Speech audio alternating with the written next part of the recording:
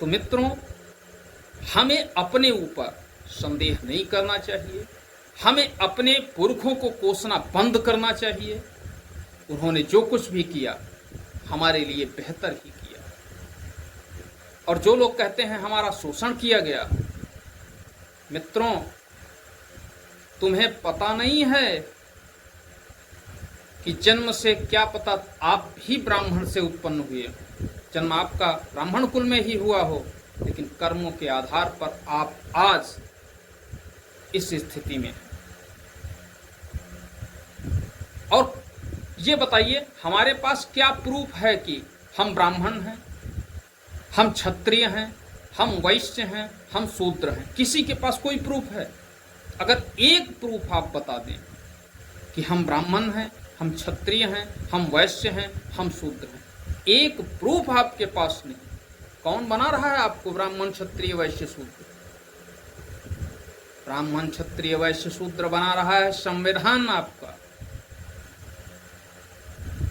संविधान ही आपको घोषित करता है कि आप सामान्य हैं। अरे मैं ब्राह्मण हूं, ये संविधान कह रहा है, सिर्फ इसलिए कह रहा है कि मुझे आरक्षण नहीं मिलेगा।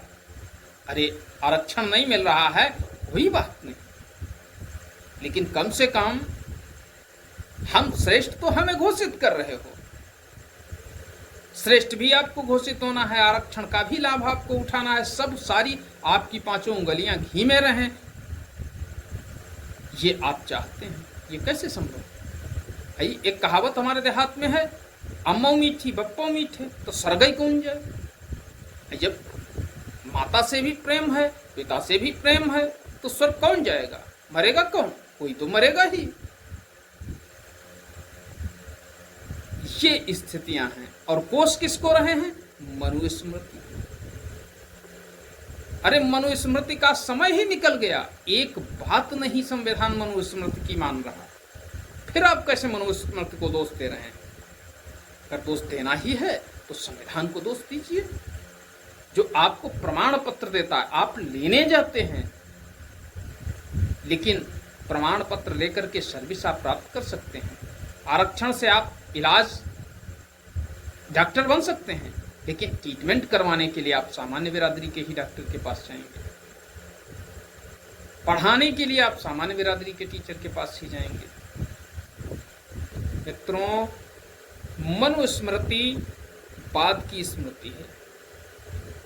जब इतिहास आप पढ़ेंगे, जो इतिहास हमें पढ़ाया जाता है, मैं उस इतिहास की बात नहीं करता हूं जो इतिहास हमारे द्वारा रचित किया गया। कौन सा इतिहास है जो हमारे द्वारा रचित किया गया और कौन सा इतिहास है जो हमें पढ़ाया जा रहा है?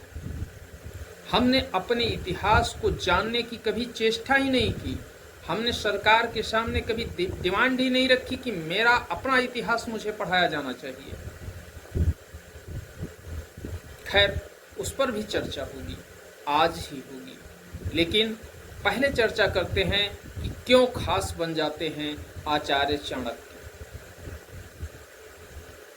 उनके द्वारा जिस तरह से भारत से एक आक्रांता को भगाने के लिए जो यहाँ का मुख्य शासक था उस समय, घनानंद, जो कि अत्यंत ही क्रूर शासक था, अनाचारी भी था, उसके पास आते हैं और उससे कहते हैं कि एक बड़ा आक्रांता हमारे देश पर आक्रमण करने के लिए हमारी सीमाओं पर आ चुका है और आपको उसे खदेड़ देना चाहिए। आप सोचेंगे सिकंदर महान को घनानंद कैसे खदेड़ देता? अरे घनानंद के आगे सिकंदर महान जिसको साबित किया गया है वह फूचड़ी था, फूचड़ी, उसकी कोई औकात नहीं थी। अब आप जानना चाहेंगे, कहेंगे ये तो आप झूठ बोल रहे हैं, जो चला आया है यूनान से यहाँ तक जीतते हुए उसको कोई पराजित नहीं कर पाया, और वो भारत में घनानंद से कैसे पराजित हो जाता? कुतर्क होंगे। लोग करते हैं, क्यों करते हैं? क्योंकि उन्हें वास्तविक ज्ञान का पता नहीं होता है और वह उन्हीं परंपराओं पर चले रहते हैं जिन परंपराओं पर पहले से उनको चलाया गया होता है। सिकंदर जब आता है तो अपने साम्राज्य का विस्तार पूर्व की दिशा में बढ़ाता है और ईरान, जो कि आज शिया बाहुल्य देश है, मुस्लिम कंट्री है, ये पहले हखामनी वंश का इसमें शासन हुआ करता था। डेरियस, दारा के नाम से भी उसको जाना जाता है। उसने भारत के भूभाग पर कुछ कब्जा कर लिया था। ये जो पाकिस्तान के जिसमें बना है उसी हिस्से पर उसका थोड़ा सा कब्जा हो गया था। उसके बारे में फिर हम बताएंगे, लेकिन आज हम आपको बताते हैं उसी दारा डेरियस के ही वंश, हखामनी वंश का ही एक शासक था। उसका भी नाम दारा या डेरियस तृतीय था। उसका आमना सामना होता है सिकंदर के साथ। और मित्रों, आप ये जानते हैं कि जिनके पुरखे अत्यंत ही योग्य होते हैं, संतानें भावी खतरों को पहचान नहीं पाती। अक्सर इस बात को बड़े गौर से सुनना, ये आपके लिए भी, ये इतिहास सिर्फ हमें पढ़ने के लिए नहीं होता है, हमें बहुत कुछ सिखा जाता है। और उसी पहलू पर हम आपसे आज चर्चा कर रहे हैं। हमारे यहाँ एक कहावत है, अरे तीसरी पीढ़ी में तो सब कुछ नष्ट ही हो जाता है। क्यों? क्योंकि पहली पीढ़ी तो अपना जीवन लगा देती है व्यवस्थित करने में, अपने को आगे बढ़ाने में, संघर्ष में। जब दूसरी पीढ़ी आती है तो वह अपने पिता के संघर्षों को जानती है और उसका पूरी तरह से उपयोग करती है। लेकिन जब तीसरी पीढ़ी आती है तो उसको ये भी देखो, उसके ऊपर भी कोई कष्ट नहीं होता है, उसको भी कुछ करने की आवश्यकता नहीं होती है, क्योंकि उसके पिता के पास सारी चीजें होती हैं और उस पिता के ऊपर भी कोई समस्याएं आए ऐसा उसने माहौल नहीं देखा होता है। तो स्वाभाविक है कि वह यह भूल जाते हैं कि हमें करना क्या चाहिए। चाटुकारों की फौज उनके इधर उधर एकत्रित हो जाती है और चाटुकार उनको रास्ता बताने लगते हैं। और जब भी चाटुकार आपको रास्ता बताएगा, आपकी जो आपके अंदर क्षमता नहीं है वह क्षमता भी यदि बता करके लोग आपकी प्रशंसा कर रहे हैं, तो आप मान लें कि वह लोग आपके भले के लिए कोई भी कार्य नहीं कर रहे हैं। जरूर उनके हृदय के अंदर आपके विनाश का कहीं न कहीं बीज अंकुरित हो रहा है। आपकी गलतियां उस अंकुरित पौधे की वृद्धि में सहायक होंगी और एक नया व्यक्ति जिसने संघर्ष किया होगा उसका उदय होगा, आपका अवसान होगा। ऐसे ही डेरियस तृतीय का संघर्ष होता है सिकंदर के साथ और सिकंदर उसको पराजित कर देता है। पराजित करने के बाद अब उसकी सीमाएं भारत की सीमाओं से टकराने लगी। मित्रों, बहुत युद्ध नहीं लड़े उसने, ये मैं बता रहा हूं आपको, बहुत युद्ध उसने नहीं लड़े। आप इतिहास पढ़ेंगे तब आपको जानकारी मिलेगी वो महान फिर कैसे हो गया। अभी मैं आपको बताऊंगा उसके बारे में, कैसे वो महान हो गया। अब सिकंदर की स्थिति क्या थी आपको पढ़ाया गया, वो सूरवीर था, उसके जैसा कोई दूसरा नहीं था, वो अद्वितीय योद्धा था। एक और चीज नहीं बताई गई, सिकंदर क्या था। सिकंदर गे था, सिकंदर समलैंगिक था। अब आपकी भाषा में इसको क्या कहते हैं, ये आप कमेंट करके बताएं कि क्या कहते हैं, मुझे नहीं पता है। और इसीलिए उसके कोई बच्चा नहीं था, वो अपनी वाइफ को भी उतना समय नहीं देता। उसका महिमा मंडन सिर्फ इसलिए किया गया क्योंकि वो पश्चिम से आकर आया था और उसने भारत पर आक्रमण किया था। अब जब भारत से सीमाएं उसकी टकराने लगी और उसके अंदर विश्व विजय की भावना को इस तरह से हमें दर्शाया गया कि अरे वो विश्व विजय करना चाहता था। पूरे विश्व में क्या भारत ही था जिसको विजय कर लेने के बाद विश्व विजय हो जाती? नहीं, ऐसा नहीं। भारत ही वह भूमि थी, वह स्थान था, वह संघ था, वह क्षेत्र था, वह धार्मिक क्षेत्र था जिसको जीतने के बाद शेष का कोई औचित्य ही नहीं था, क्योंकि भारत में ही एक अच्छा सुसंस्कृत जीवन जिया जाता था। शेष जगह तो खानाबदोश जीवन था। अब आप कहेंगे कैसे? अभी हम उसके बारे में भी आपको बताएंगे। अब पहले सिकंदर के बारे में आप जानिए। सिकंदर आता है और ये तो आप भी जानते हैं कि जैसे एक व्यक्ति की महिमा ज़्यादा गाई जाए, महिमा मंडन कर दिया जाए, कुछ लोग आंतरिक डर जाते हैं उससे। आपने देखा होगा समाज में, और अगर आपने देखा है और आपके सामने इस तरह की घटना हुई है तो आप कमेंट करके बताएं। हो सकता है उन घटनाओं के बारे में मुझे जानकारी ना हो। अंबिक डर गया। अंबिक कौन था? अभिसार इसका नाम था, और अंबिक अभिसार ही है। ये तक्षशिला का राजा था। तक्षशिला कहाँ है? आज पाकिस्तान में पड़ता है, रावलपिंडी के आसपास का क्षेत्र है, पेशावर रावलपिंडी के आसपास का क्षेत्र। आप जानते हैं तक्षशिला? नहीं जानते? भारत का पहला सबसे बड़ा विश्वविद्यालय तक्षशिला विश्वविद्यालय था। आचार्य चाणक्य ने भी वहीं पर शिक्षा ग्रहण की थी और वहीं पर अध्यापन कार्य कर रहे थे। सोचिए, पूरे विश्व की जो ज्ञान का स्रोत था, उस स्रोत के राजा ने बिना युद्ध किए ही उसकी अधीनता स्वीकार कर ली, उसके चरणों में गिर गया जाकर के, और भारत का पहला गद्दार होने का गौरव प्राप्त किया उसने। ये भी गौरव की बात है। गद्दार होना क्या आप समझते हैं गौरवान्वित होने की जैसी बात नहीं है? आज ढेर सारे नेता हैं इस देश के अंदर, देख लीजिए, वो जब देश के साथ गद्दारी करते हैं, समाज के साथ गद्दारी करते हैं, जहाँ की जनता के साथ गद्दारी करते हैं, यहाँ के संसाधनों के साथ गद्दारी करते हैं,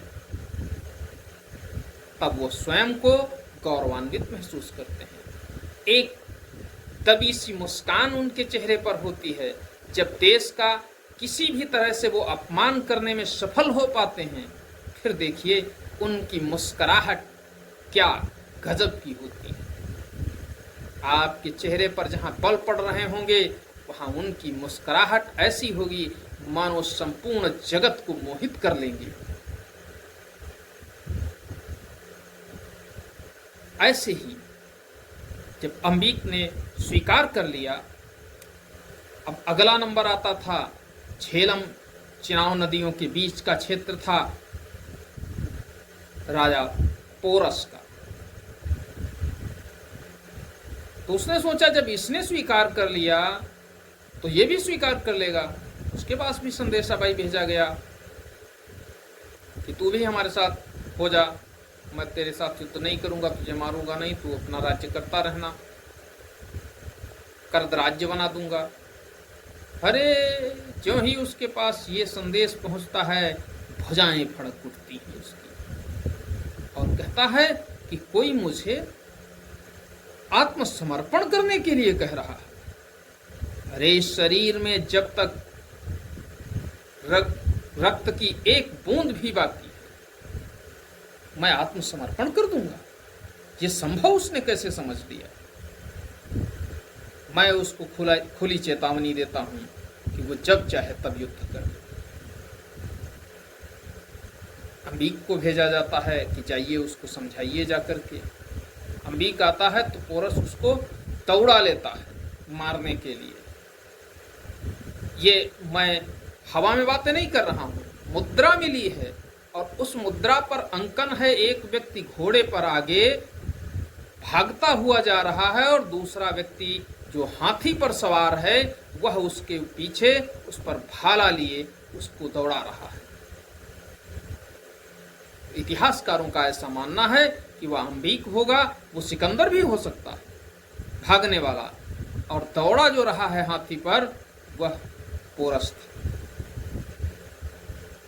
अब सिकंदर को तो भागते हुए कह नहीं सकते इतिहासकार, क्योंकि सिकंदर को ही कह देंगे भागते हुए तो फिर वो उसको महान कैसे बता पाएंगे। तो अंबिक को कह दिया गया, ये अंबिक भाग रहा है और पोरस इसको दौड़ा रहा है। आगे कहानी क्या होती है, युद्ध होता है जैसा कि मुझे पढ़ाया जा रहा है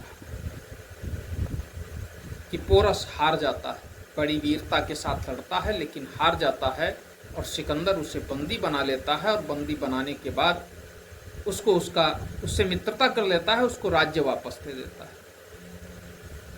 क्या कभी ये बताया गया, आपको पढ़ाया गया कि जब पोरस के साथ झेलम नदी के तट पर जो युद्ध हुआ, जिसे वितस्ता का युद्ध कहते हैं, उस युद्ध में सिकंदर की स्थिति क्या हुई थी? सिकंदर कभी सामने से युद्ध करने नहीं आता था, उसकी सेना युद्ध करती थी, वह पीछे रहता था। लेकिन इस युद्ध में पीछे रहने के बावजूद भी उसकी सारी जो रणनीति थी उसको फेल कर देता है। कौन? पोरस। और उसको फेल करने के बाद पोरस इतना घायल सिकंदर को कर देता है कि अपने जीवन में वो पहली बार इतना घायल हुआ था। चलो, घायल कर देता है, मैं मान लेता हूं कि एक बार कि हाँ ये हार गया हमारा पोरस और उसको वो साम्राज्य वापस दे देता है। एक बार इनकी बात मान लेते हैं। चलो, अगला नंबर आता है, ये तो मुझे पढ़ाया ही नहीं गया जो मैं अब बताने वाला हूँ। और ये मैं भारतीय लेखकों की बात नहीं कर रहा हूँ, उन विदेशी लेखकों की बात कर रहा हूँ जो कि स्वयं यूनानी हैं। जब यूनानियों की बात आप सुनेंगे तब तो आपको विश्वास होगा। अगर वह अपने राजा के लिए कुछ लिख रहे हैं तो आप अंदाजा लगा सकते हैं हुआ कितना भीषण होगा। क्या आप अपने राजा के विरोध में कुछ लिख सकते हैं जबकि उनके आप स्वयं राजदरबारी हों, आप उनके सेनानायक हों, उनके साथ आने वाले लोग हों, तो उनके खिलाफ आप कुछ लिख सकते हैं? एक भी शब्द व्यक्ति नहीं लिखता है, बल्कि उसके फेवर में ही सब कुछ लिखता है। और यही हुआ, क्योंकि हमने अपना इतिहास तो सुना ही नहीं, माना ही नहीं हमने। अब नंबर आता है कि उन्होंने क्या लिखा। कार्टियस है एक इतिहासकार, और वो लिखता है गणराज्य थे। जहाँ आज पाकिस्तान है वहाँ पर छोटे छोटे गणराज्य थे, जैसे अस्मक गणराज्य, दूसरे मालव गणराज्य था, क्षुद्रक गणराज्य था। तो जब अस्मक गणराज्य में पहुंचता है सिकंदर, तो अस्मक गणराज्य की राजधानी थी मैसर। ये आपको कहीं नहीं मिलेगा, कोई नहीं पढ़ाता है। वो जब आप तैयारी करेंगे, कंपटीशन की तैयारी करेंगे हाईली लेवल की, तभी आपको बताएंगे। हमारे टीचरों को सब कुछ पता है, लेकिन वो इन चीज़ों पर क्यों जाएं? सिकंदर महान हो चुका, अब उसको महान कहना ही कहना है। जबकि प्रत्येक टीचर जो कॉम्पिटिटिव एग्जाम की तैयारी करवाता है, सबको ये पता है, इन सारी चीज़ों के बारे में उन्हें जानकारी है। वो सारे लोग पढ़ते हैं, क्योंकि पढ़ेंगे नहीं तो पढ़ाएंगे क्या। लेकिन फिर भी हम 90% जनता के पास तक इन बातों को नहीं पहुंचा पाते हैं। उस मैसक दुर्ग की सुंदरता का उसने वर्णन किया है, और उस समय पर एक छोटे से गणराज्य के पास इतना सुंदर नगर था जैसा नगर उसने नहीं देखा था। दुनिया के टॉप नगरों से उसकी तुलना करता है उस अस्मक गणराज्य के। अस्मक गणराज्य के मैशक दुर्ग की ही, जो कि उसकी राजधानी था, सिकंदर उस पर आक्रमण करता है। आक्रमण भीषण होता है, लेकिन हार नहीं मानते हैं वो लोग, हार नहीं मानते हैं, लड़ते हैं। सारे पुरुष मारे जाते हैं। जब पुरुष मारे जाते हैं तो वो अस्मक वाले समर्पण नहीं करते हैं। महिलाएं अस्त्र धारण करके युद्ध करती हैं। ये पहली भारत की घटना है, भारतीय इतिहास की, और इस पहली घटना को हमें कभी नहीं पढ़ाया गया, क्योंकि स्त्रियों के शौर्य को, यदि स्त्रियों के बलिदान को बता दिया जाएगा तो फिर सिकंदर महान कहां रह जाएगा। और ये कार्टियस लिखता है कि महिलाओं ने युद्ध किया, लेकिन सिकंदर की सेना ज्यादा होने के कारण उन सब का अंत कर दिया गया, अर्थात सबको मार दिया गया। अब सिकंदर ने जब सबको मार दिया तब वो आगे बढ़ता है।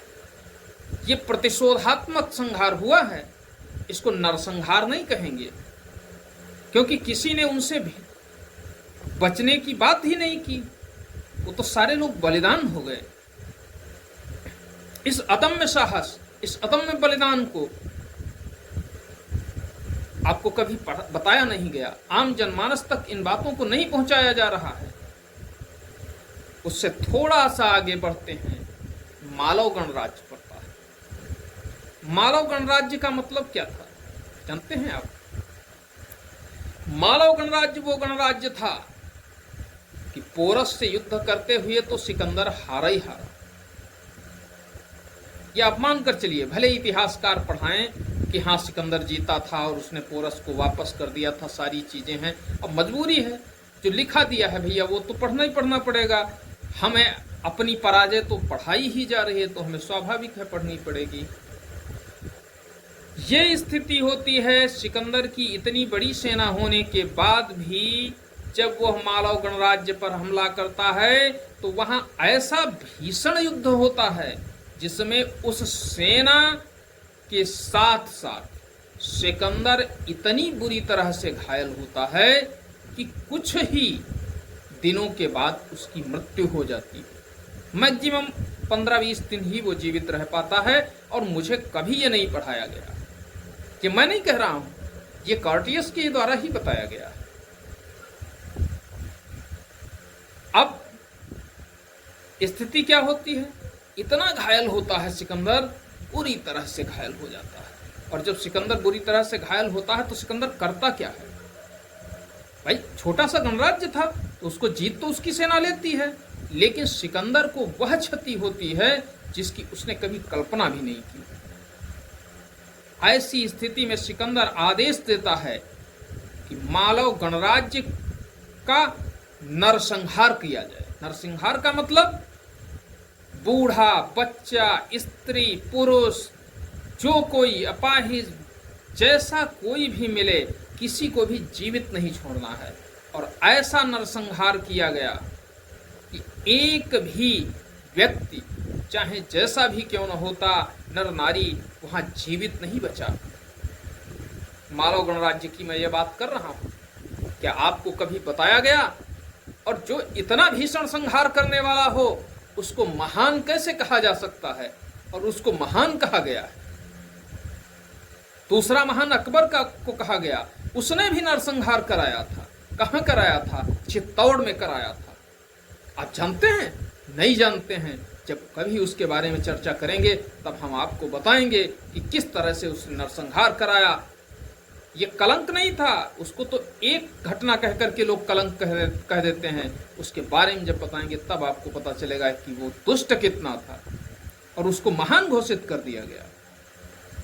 अब स्थिति क्या होती है कि सिकंदर को महान कैसे बनाया जाए?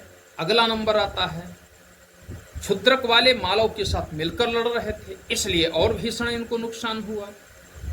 सिकंदर की सेनाएं ब्यास नदी को पार नहीं कर रही थी। क्यों? क्योंकि ब्यास नदी में उफान आया हुआ था। कैसे पार कर पाते? शेष नदियां वो पार करके आ गए थे, ब्यास नदी नहीं पार कर पाए। ब्यास नदी के तट पर ज्यों ही वो पहुंचे त्यों ही सिकंदर के सैनिकों को अपने बीवी बच्चों की याद सताने लगी और वो बीवी बच्चों से मिलने के लिए जाने लगे और सिकंदर से गुहार करने लगे कि मैंने तो बहुत समय तक आपके साथ युद्ध किया है, 10 साल युद्ध करते करते हो गए हैं, अब हमारे बच्चे तैयार हो गए हैं, वो आपकी सेना में शामिल होंगे, युद्ध करेंगे। मूर्ख बनाया गया हम लोगों को, क्योंकि ब्यास नदी के आगे सीमा शुरू होती थी घनानंद की, और घनानंद खुद कभी सिकंदर से युद्ध करने नहीं आता, वो इतना सामान्य नहीं था। एक छोटा सा सेना नायक भेज देता, सिकंदर की मुंडी काट करके वहां पहुंचा देता। कभी आपने अपने इतिहास को ही नहीं पढ़ा होगा, अगर आपको नहीं पता। आप महान कहते हैं उस सिकंदर को। सिकंदर की सेना के अंदर खौफ मच गया। सिकंदर के सैनिकों ने हथियार डाल दिए, क्योंकि उनको आचार्य चाणक्य के द्वारा ये बताया गया था कि घनानंद कोई सामान्य शासक नहीं है, ब्यास नदी पार की नहीं कि अपने प्राणों से हाथ धो बैठोगे, उसके अतिरिक्त आपके पास कोई विकल्प ही नहीं है। सैनिकों के अंदर भय व्याप्त हो गया, सेना ने विद्रोह कर दिया। सिकंदर की एक न चली और वापस जाने का निर्णय करना पड़ा। जब वापस जा रहा था तो बेबीलोन के पास, क्या कहते हैं, अज्ञात बीमारी से उसकी मृत्यु हो गई। कोई अज्ञात बीमारी नहीं थी, ये मालव गणराज्य के लोगों के द्वारा मारी गई भीषण मार थी। उस मार के कारण सिकंदर को प्राण पखेरु छोड़ करके जाना पड़ा था।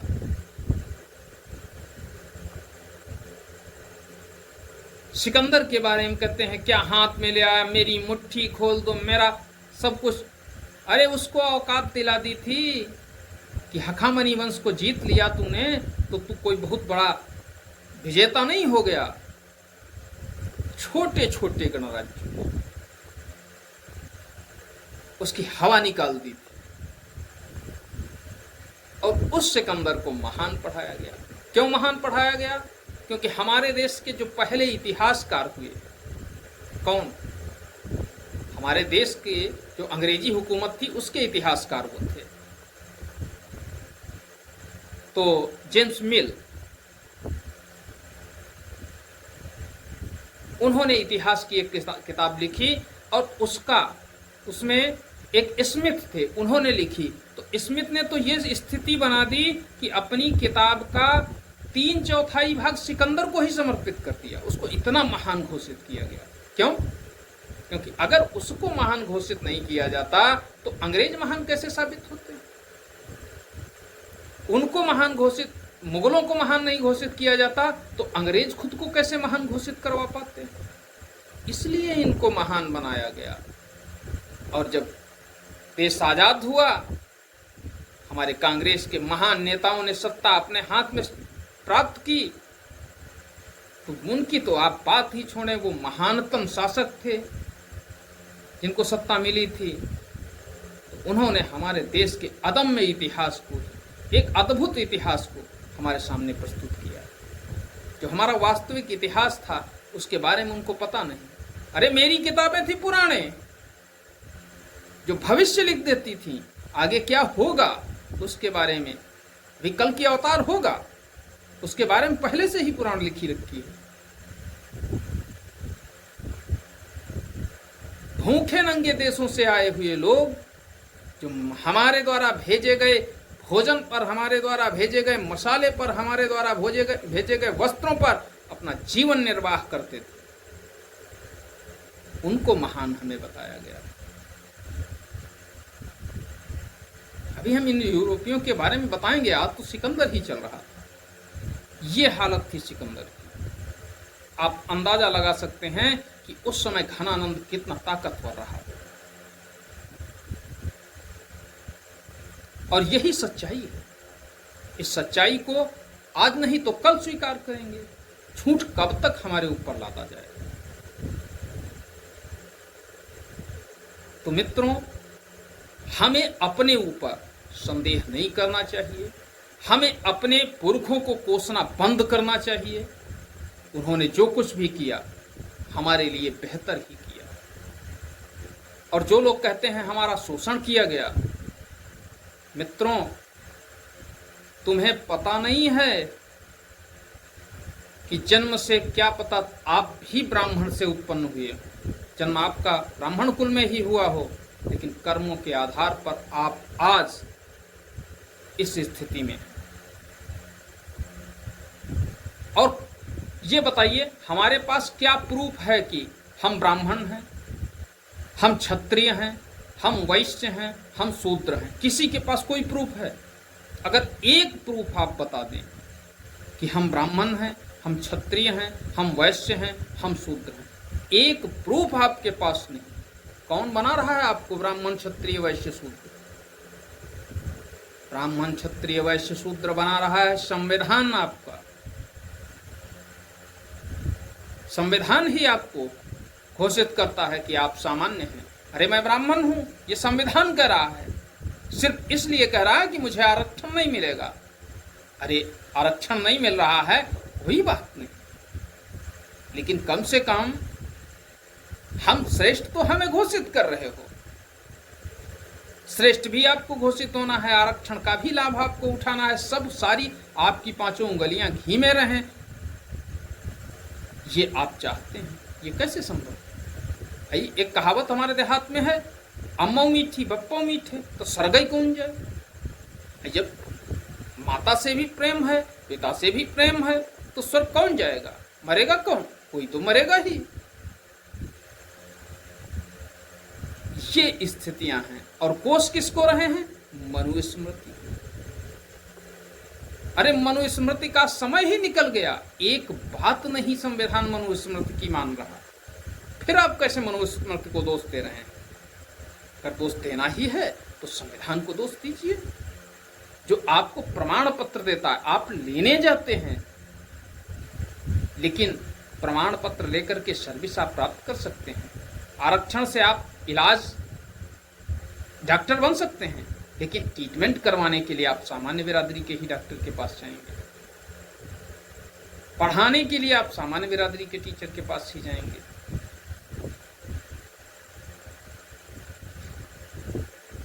आज वर्तमान समय देखिए, क्या आरक्षण न मिलने के बाद भी सामान्य वर्ग पीछे हो गया? क्यों नहीं पीछे हुआ? क्योंकि उसमें मेहनत करने का जज्बा है। आप भी उन्हीं में से।